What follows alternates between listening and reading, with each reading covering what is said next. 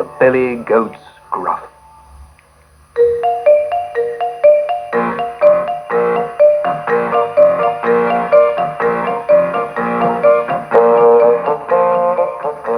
Once upon a time, there were 3 billy goats called Gruff. In the winter, they lived in a barn in the valley. But when the spring came, they longed to travel up to the mountains to eat the lush, sweet grass. On their way to the mountains, the 3 billy goats Gruff had to cross a rushing river. But there was only one bridge across it, made of wooden planks. And underneath the bridge, there lived a terrible, ugly, one-eyed troll. Nobody was allowed to cross the bridge without the troll's permission. And nobody ever got permission. He always ate them up. The smallest billy goat Gruff was first to reach the bridge. Trippity-trop, went his little hooves as he trotted over the wooden planks. Ting-tang, went the little bell round his neck. "Who's that trotting over my bridge?" growled the troll from under the planks. "Billy Goat Gruff," squeaked the smallest goat in his little voice. I'm only going up to the mountain to eat the sweet spring grass." "Oh, no, you're not," said the troll. "I'm going to eat you for breakfast." "Oh, no, please, Mr. Troll," pleaded the goat. "I'm only the smallest billy goat Gruff. I'm much too tiny for you to eat, and I wouldn't taste very good. Why don't you wait for my brother, the second billy goat Gruff? He's much bigger than me and would be much more tasty." The troll did not want to waste his time on a little goat if there was a bigger and better one to eat. "All right, you can cross my bridge," he grunted.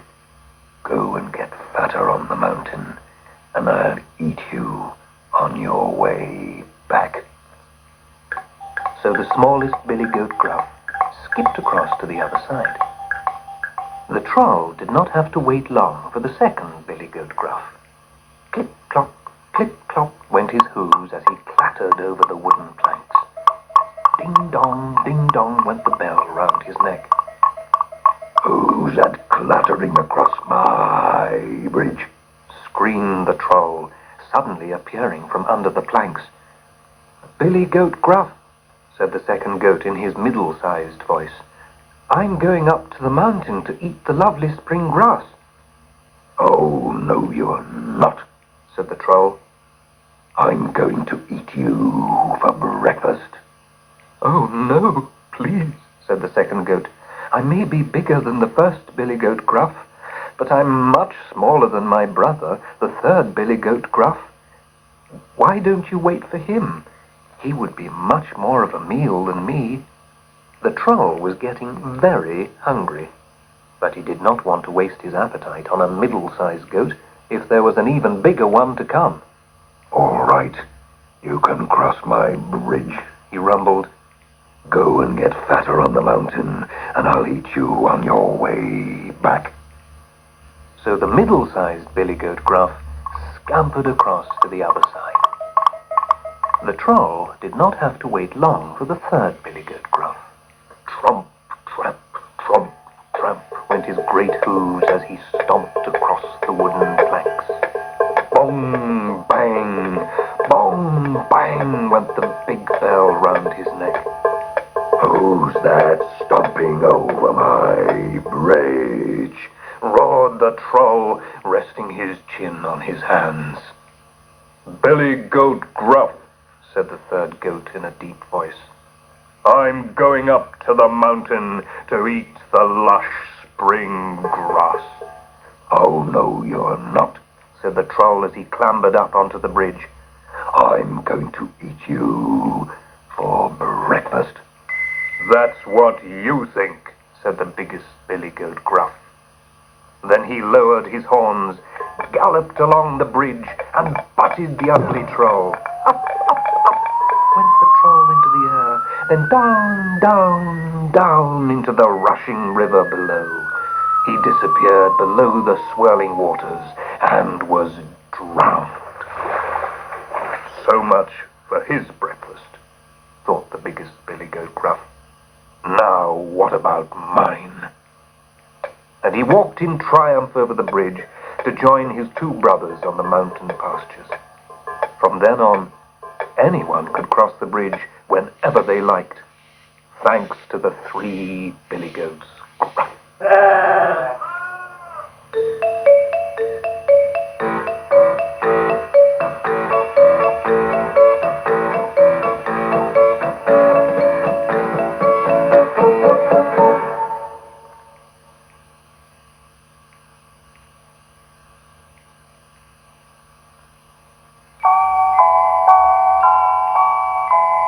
The Snow Queen.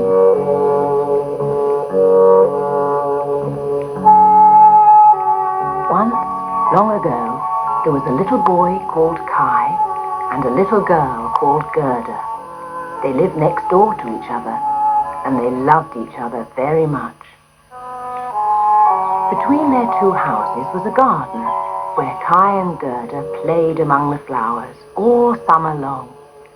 Gerda's favourite flowers were the roses, and she made up a verse about them, especially for Kai.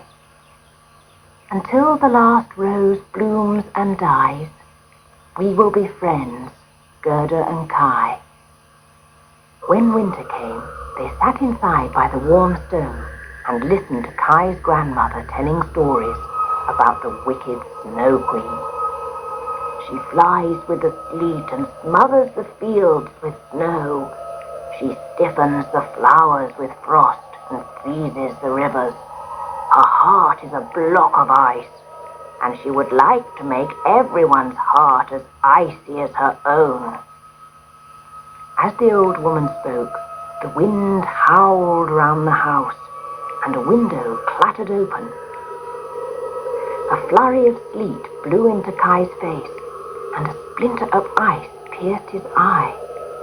Instantly it travelled to his heart and lodged there. Kai cried out in pain.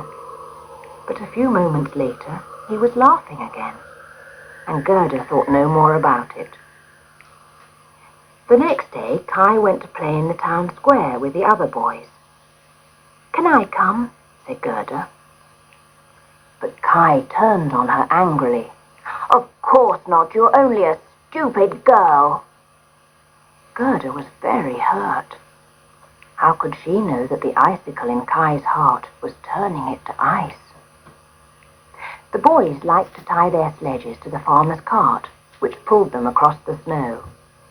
But this day a big white sleigh stood in the square, its driver dressed in white fur. "This will be better than the farmer's cart," thought Kai, and he tied his sledge to the back of the white sleigh. The sleigh moved off, faster and faster, until Kai began to get frightened. He wanted to untie his sledge, but could not undo the rope. On and on they went, out of the city gates, on and on, flying with the wind. "Help! Help!" shouted Kai, but nobody heard him. They flew for hours, until suddenly they stopped, and the driver stood up. The driver was a tall, thin woman, and her coat and hat were made of snow. Kai stared in wonder. There before him stood the Snow Queen. She lifted Kai into the sleigh beside her and wrapped him in her coat. "You're cold," she said, and kissed him on the forehead. Though her kiss was like ice, Kai no longer felt the cold. He thought that nobody in the world could be more beautiful than the Snow Queen, for it was she who had sent the wind to plunge an icicle into Kai's heart. By now it had turned to solid ice, and he forgot all about Gerda and his grandmother. Gerda wept bitterly when Kai did not come home. Everyone said he must be dead, lost somewhere in the deep snow. All winter she waited, but Kai did not come back. At last the warmer weather came, and Gerda was given new red shoes to wear with her spring clothes. she put them on and went to the wide river. "Have you seen my friend Kai?" she asked the waves. "I'll give you my new red shoes if you tell me where he is." The tumbling waves nodded their foaming heads. So she climbed into a little boat moored among the reeds, then tossed her shoes as far as she could into the water. As she did so, the boat drifted away from the bank and began racing downstream. Gerda was frightened, but she dared not jump out. "Perhaps the boat will carry me to Kai," she thought. The boat carried Gerda down the river until it passed a little thatched house beside a cherry orchard. A strange old lady came out of the cottage, wearing a large hat. With her crooked walking stick, she hooked the boat and pulled it to the shore. "Poor child," she said to Gerda. "How did you come to be floating all alone through the wide world?" So Gerda told the old lady her whole story and asked if she had seen Kai. "He's not been here yet, my dear, but I expect he will be very soon." She took Gerda into the house and gave her cherries to eat. And while she ate them, the old lady combed the girl's hair. Now, in truth, the old lady was the loneliest of all magicians, and she wanted to keep Gerda with her. So she combed away all her memories. Soon Gerda forgot all about Kai. For days Gerda played in the cottage, but one sunny morning she was wandering among the flowers in the garden when she saw a bush blossoming with red roses. Gerda kissed the flowers in delight, and straight away she remembered Kai. "I've stayed here too long," she cried out, and her voice disturbed a big black crow from a nearby tree. "Caw, what's the matter, little girl?" "I have to find my friend Kai. Have you seen him?" "I saw a boy pass this way last week. He had won the heart of a princess, and now he's a prince. They live together in a beautiful palace not far from here." "Oh, I would be so happy for Kai if he had become a prince," laughed Gerda. "Can you show me the way there?" So the crow flew off and led Gerda to the palace. Inside, they both crept up a shadowy staircase until they came to the royal bedchamber. Gerda peeped in at the sleeping prince and burst into tears. "Oh, Crow, it isn't Kai at all. I'll have to go on looking, but I'm so tired." Her crying woke the young prince and princess, and they were amazed to see a little girl sobbing at the foot of their bed. But when they heard her story, they understood her tears. "I'll give you my prettiest dress to cheer you up," said the princess. "And I'll give you my golden coach," said the prince. "so you can travel farther and faster and find little Kai all the sooner." In the prince's coach, Gerda rode through a dark forest. The coachwork glistened among the trees, and some wicked robbers saw it, shining in the moonlight. "It's gold, all gold!" they shouted, and they ambushed it at the next crossroads. They dragged Gerda out of the coach and carried her away to their robber castle. At the door stood a black-eyed girl, the daughter of the robber chief. When they found out that Gerda was not a rich princess and had nothing to steal, they decided to kill her. "Oh, don't do that," cried the robber's daughter. "She can play with me and I can wear her pretty clothes." The robber chief scowled. "All right then, but I'll keep her under lock and key, or she might escape and give away our hiding place." That night, Gerda told her new friend about Kai and how she longed to find him. As she spoke, the doves in the rafters and an old reindeer listened to her story. Suddenly, One of the doves said, Coo, coo, we've seen little Kai.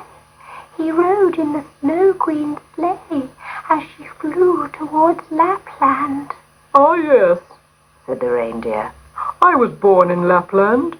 It glitters with ice and snow, and the Queen has her summer palace there."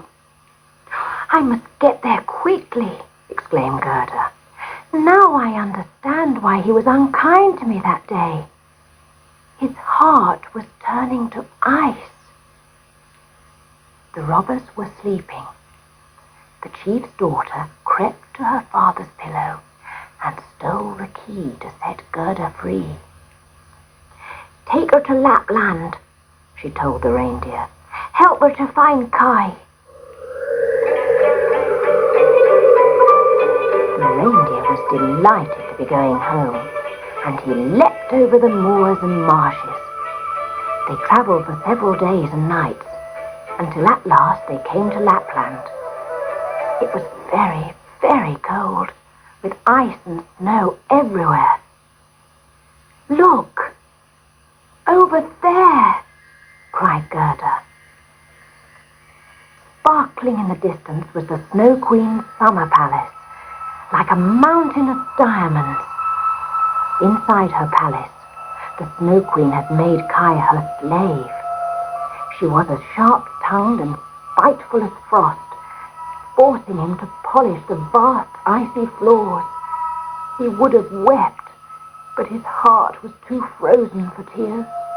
The Snow Queen gave Kai some icicles and said, "Shape these into the word eternity, and I may set you free."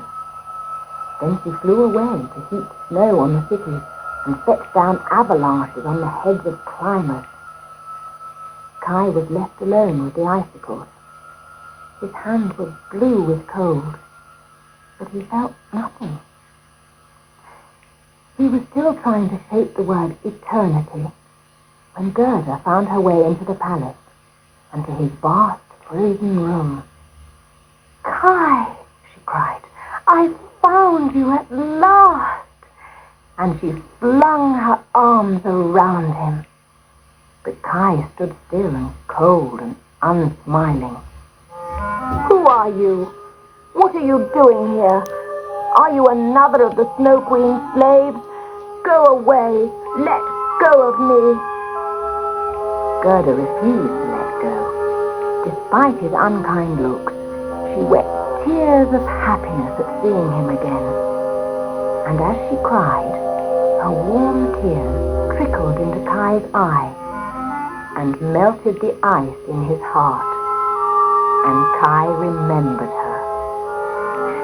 "Gerda, it's you!" he laughed, and they hugged and kissed each other and danced for joy.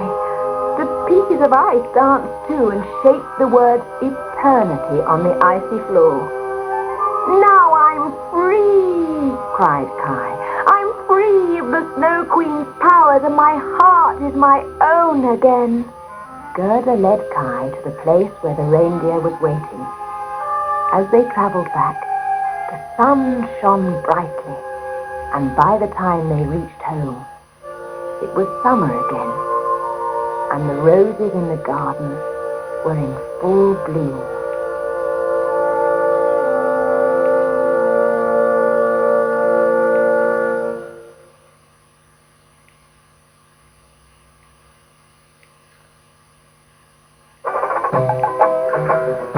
A pocket full of trouble.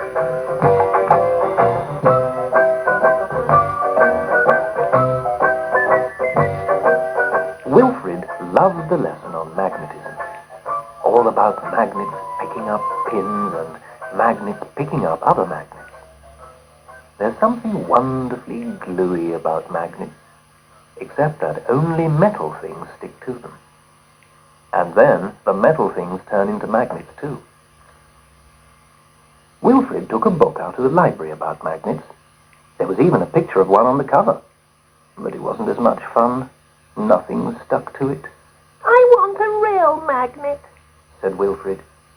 His mother only said, "Maybe for Christmas." But that was far too long to wait. So Wilfrid stole a magnet. He picked one up in the classroom when nobody was looking and pushed it into his trouser pocket. He held his breath, but nobody said, "Saw you, Wilfrid." or, "Wilfrid's nicked the magnets, miss."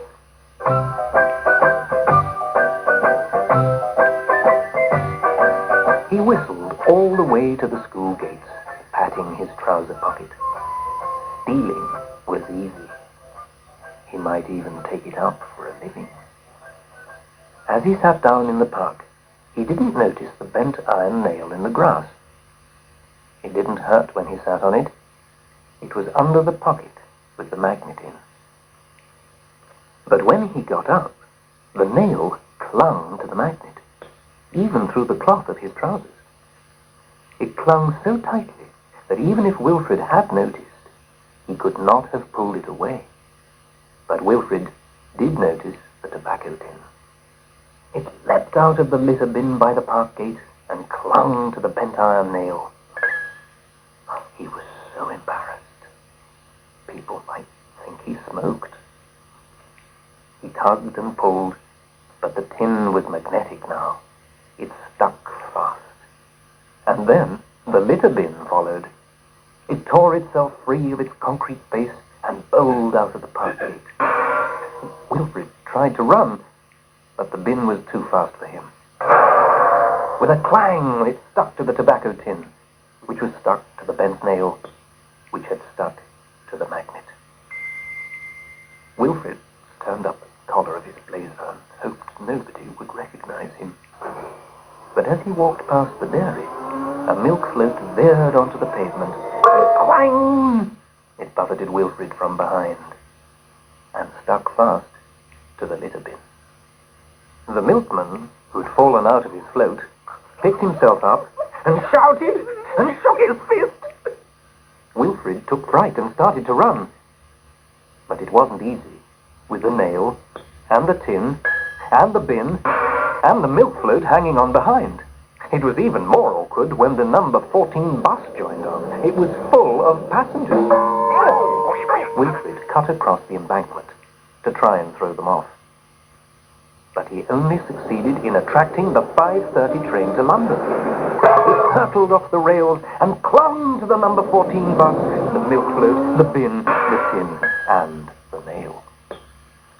It was just about then that the Russian spacecraft fell to earth. It seemed to have been pulled out of its orbit by a huge magnetic force. Wilfrid crawled on wearily, his blazer over his head, in case he was spotted by someone he knew. And the nail, and the tin, and the bin, and the milk float, and the number 14 bus, and the 5:30 train followed on behind. So did the big, bleeping spacecraft with a hammer and sickle painted on the top. Then, just as he reached his own front gate, the pocket tore off his trousers. The magnet inside clung to the bent iron nail, the nail to the tobacco tin, the tin to the litter bin, the bin to the milk float, the float to the number 14 bus, the bus to the 5:30 train, and the train to the spacecraft. But nothing clung to Wilfrid.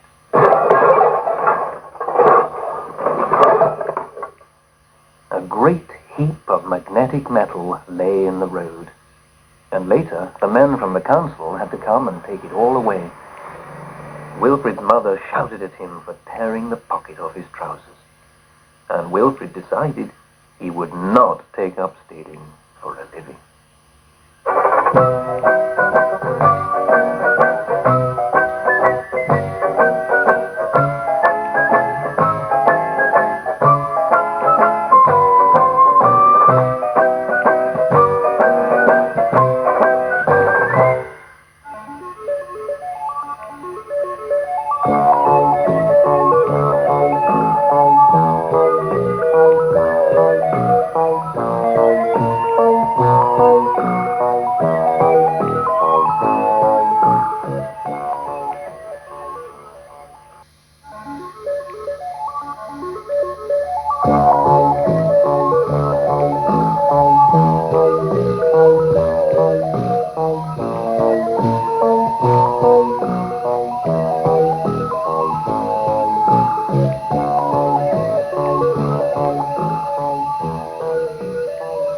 Little Spook of Spook Hall.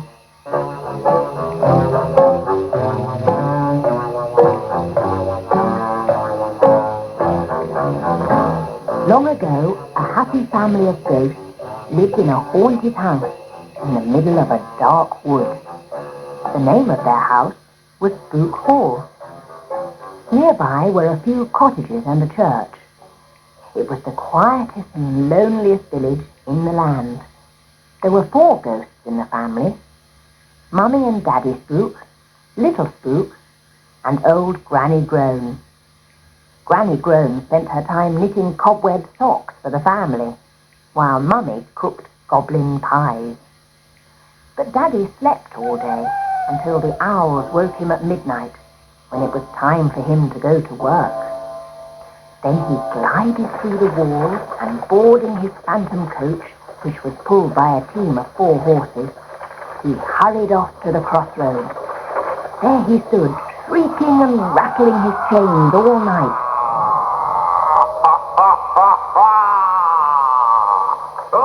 His coach driver, a headless skeleton who wore a top hat, was named Mr. Bones. Little Spook said to his mother one day, "Mummy, when can I go haunting like Daddy? It would be such fun to stand at the crossroads and scream." But Mummy replied, "You're far too young, dear. Why, you don't even know how to scream properly yet. Now eat up your goblin pie like a good little ghost." In my young days, nobody ever went haunting until they were at least 10 years old, grumbled Granny Groan. And she went on knitting lots and lots of cobweb socks. That night, Little Spook sat in front of his bedroom mirror in his white nightshirt, trying very hard to scream like a grown-up ghost. But he could only manage a tiny, stifled squeal. "Oh, dear, I don't think I'll ever become a proper ghost," he said to himself. And he decided to ask his friends for help. The next day, he visited Hoot the Owl, who lived in the church tower. I see your problem, Little Spook," said Hoot. "Perhaps if I hoot, it might help you to scream. I'll be over at Spook Hall tonight, so we can try then."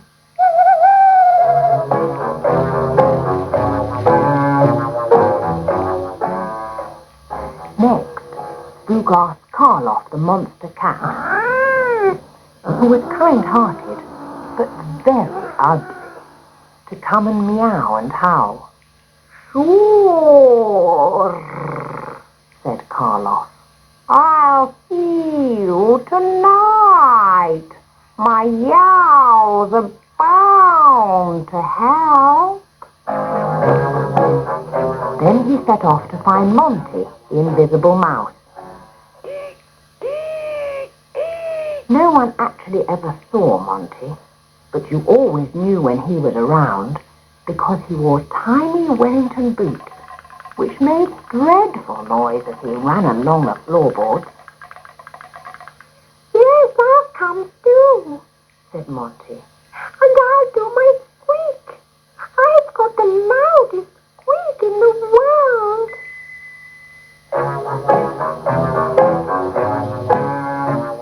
That night, they all met at the big tree in the grounds of Spook Hall. Hoot tooted, Karloff yowled, and Monty squeaked and thumped. But poor little Spook could only make a funny little gurgling sound as he tried in vain to scream.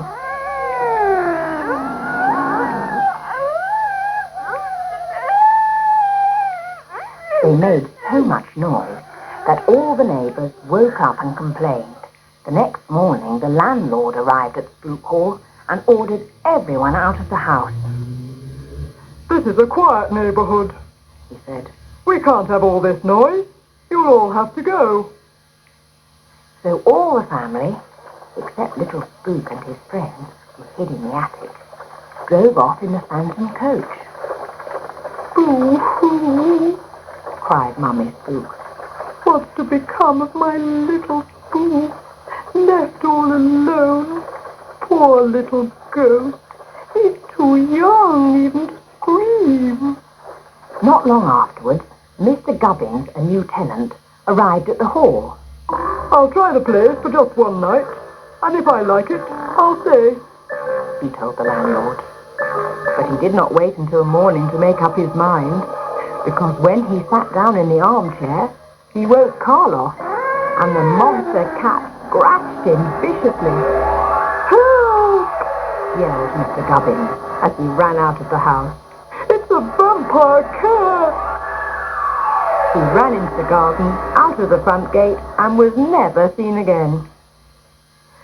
The next day, the landlord brought in old Mr. and Mrs. Gammett.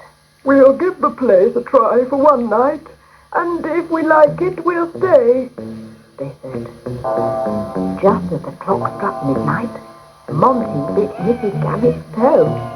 Help! Help! Screamed the Gammett. The house is haunted! They rushed out of doors in their nightshirts and were never seen again. The next person to arrive at Spook Hall was a very fat man named Mr. Blob. I'll try sleeping here just this once, said Mr. Blob. and if I like it, I'll stay. That night, Mr. Blob went to bed and was soon snoring very loudly. The sound of his snoring got louder and louder until the whole house was shaking. Poor little Spook and his friends became so annoyed that they decided to wake him up. First they pinched him and tickled his toes.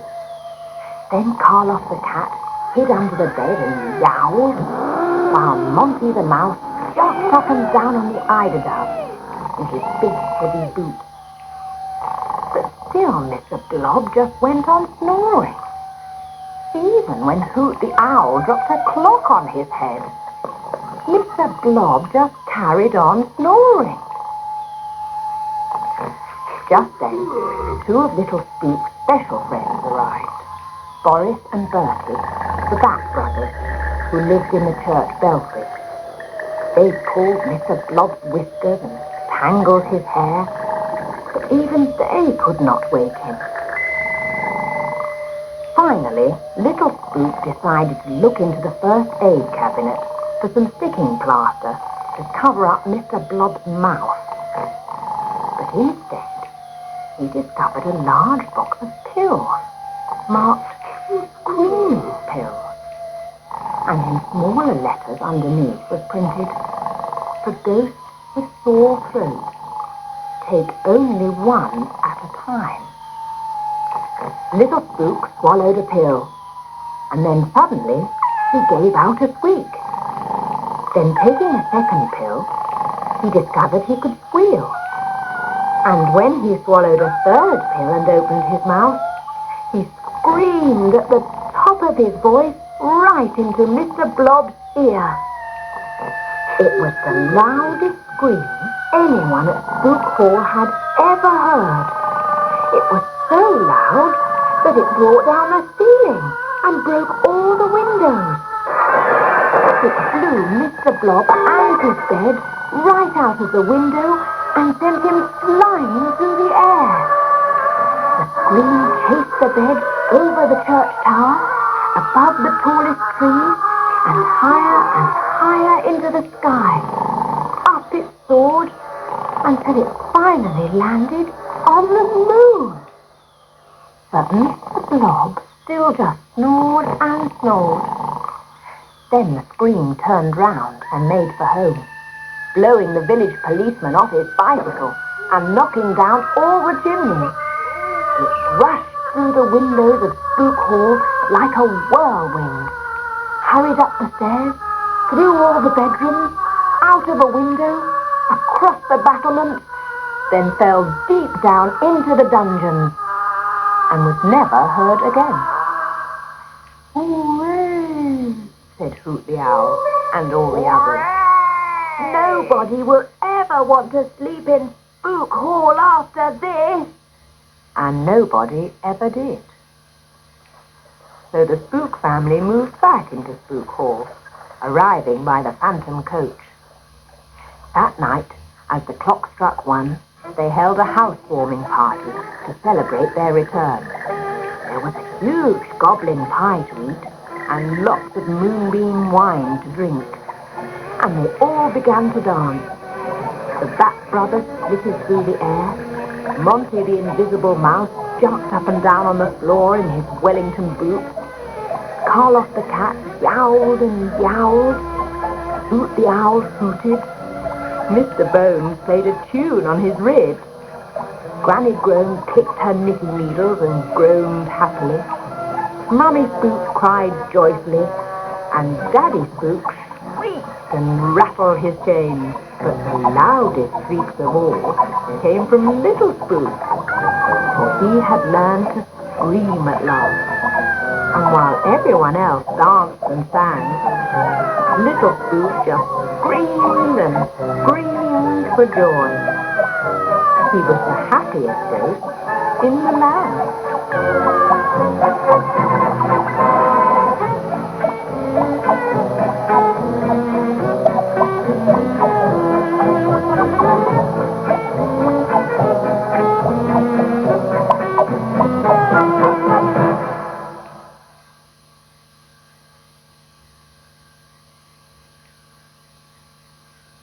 The Silly Tortoise.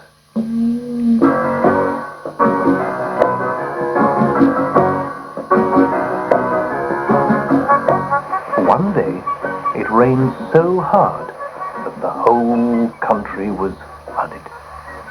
Soon only the mountains would be left, sticking up out of the floods. As the waters rose, someone could be heard crying in the valley.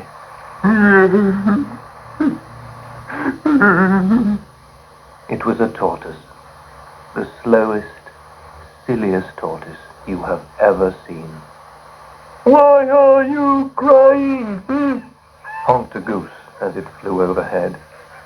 I'll drown. Sobbed the tortoise. It's all right for you. You can fly. My legs are so short that it'll take me days to walk all the way up the mountain. And by then, the flood waters will have washed me away. Come on, there's no need for all that fuss, Said the goose. I'll fetch my brother, and we can take you to the mountain. The water was up to the tortoise's neck by the time the two geese returned. They flew down, holding a branch between their two beaks. The tortoise gripped the branch in his big green mouth, and the geese lifted him up into the air with a great flapping of wings. The three of them flew over the water towards the mountain, where the whole tribe of tortoises had gathered. Every other tortoise in the land had made its way up the side of the mountain when the rain began to fall. Now they watched with delight as the two geese flew towards them, carrying the slowest, silliest tortoise. They all gave a loud cheer and began to sing in praise of the brave geese. Oh, for geese are jolly good fellows, for geese are jolly good fellows, for geese are jolly good fellows. The slowest, silliest tortoise could not help joining in. He opened his mouth and began to sing, And so say all of us.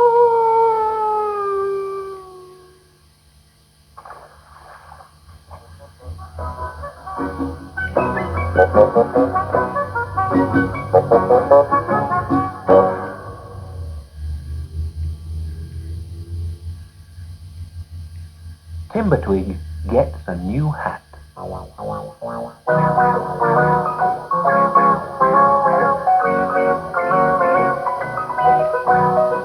Granny Knot was doing her spring cleaning, turning out the cupboards, washing the curtains, and hanging the carpets in the branches of the treehouse.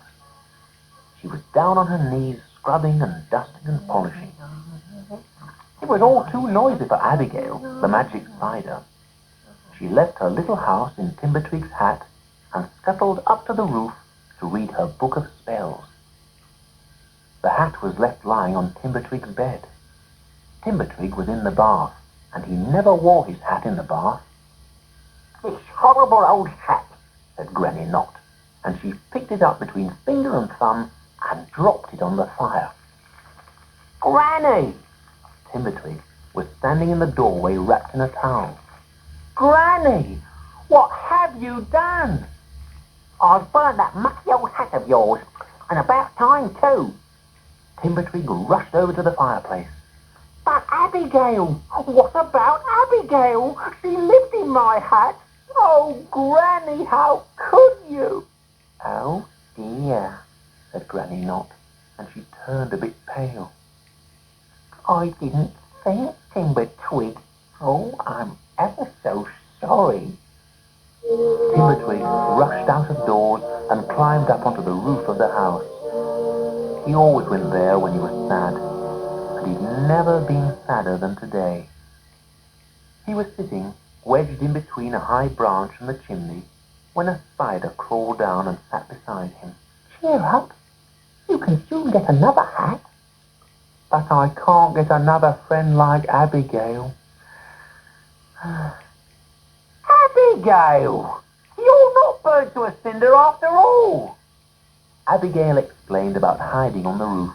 Then she began to leaf through her book of spells.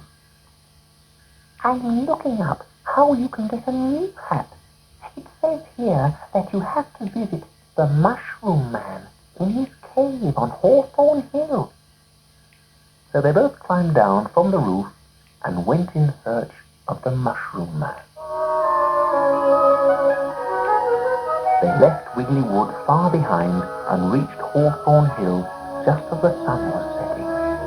And there, in the opening of his cave, watching the sunset, was the Mushroom Man. He had the most wonderful hat Timbertwig had ever seen, cream-colored and made of something like softest suede, with big orange polka dots all over it. "I like your hat," said Timbertwig. "It keeps the rain off," said the Mushroom Man. "But there's a snag. I can't take mine off like you can." "I'm not wearing a hat now because my granny burnt it when she was spring cleaning," said Timbertwig. "And Abigail's magic book says that you might help me get another one." The last of the daylight faded, and Hawthorn Hill was sunken in darkness.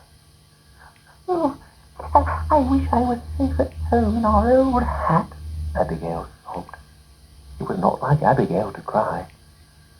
"Cheer up," said the Mushroom Man's voice in the dark. "The moon will soon be rising, and then we'll see." The moon glided up into the sky along with a sprinkling of stars, and the whole of Hawthorn Hill turned a silver white, glittering with dew. "Oh," whispered Timbertwig, "the ground's trembling." One by one, the round white faces of mushrooms and toadstools popped through the ground and began to grow in the moonlight. And each one was wearing a different hat. There were hats like chimneys and some like windmills. There were hats like tea urns with taps on the front. Hats like lighthouses with lamps on top. There were umbrella hats and bird bath hats, wishing well hats and church bell hats. "You chose, Abigail," said Timbertwig. "You're going to have to live inside it." So Abigail asked to see round the inside of a hat like a birthday cake, and another like a castle, and a third like a coffee pot. But she said no to them all. "What are you looking for, Abigail?" asked the Mushroom Man. "Well, actually, I like that one best of all." She nodded in the direction of a scruffy old toadstool on the far side of the field. It was wearing a hat exactly like Timbertwig's old one, except that it had a jingle bell on the top. "Could you bear to have the same kind of hat, Timbertwig?" I've been looking at that one all along, cried Timbertwig. But I thought you would want to change.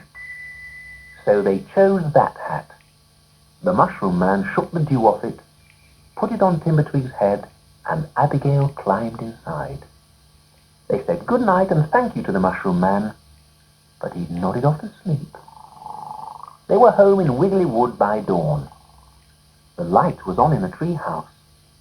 Granny Knot hadn't been to bed all night. Oh, I couldn't sleep, she told Timbertwig. I kept thinking about that poor spider and the terrible thing I did. And she blew her nose noisily. Then she noticed Timbertwig's hat. Oh, where did you get that? It's scruffier than the last one. And what's that inside it? Abigail put her head out of the window in Timbertwig's hat and waved a leg at Granny Knot. No, it's that dreadful spider. It's a ghost. Oh, it's come back to haunt me. Oh. The look on Granny Knot's face was so funny that Timbertwig and Abigail started to laugh. It was ages before they could stop laughing for long enough to explain. You naughty boy, you horrible spider. Now, Granny, said Timbertwig, no more burning of hats. Then Granny Knot remembered how sad she had been after the first hat had been burned. She began to smile, and her smile got broader and broader until she was laughing out loud. And Abigail and Timbertwig laughed as well, and the jingle bell on the top of his new hat tinkled wildly. Everyone in Wiggly Wood heard it and laughed.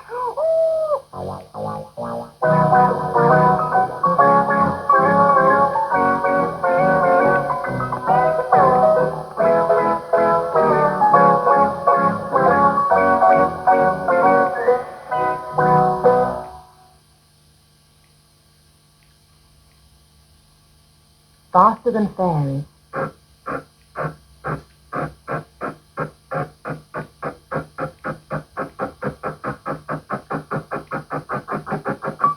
Faster than fairies, faster than witches, bridges and houses, hedges and ditches, and charging along like troops in a battle, all through the meadows, the horses and cattle, all of the sights of the hill and the plain, fly as thick as driving rain, and ever again in the wink of an eye, painted stations whistle by. Here is a child who clambers and scrambles, all by himself and gathering brambles. Here is a tramp who stands and gazes, and there is the green for singing the daisies. Here is a cart run away in the road, lumping along with man and load. And here is a mill, and there is a river, each a glimpse, and gone forever.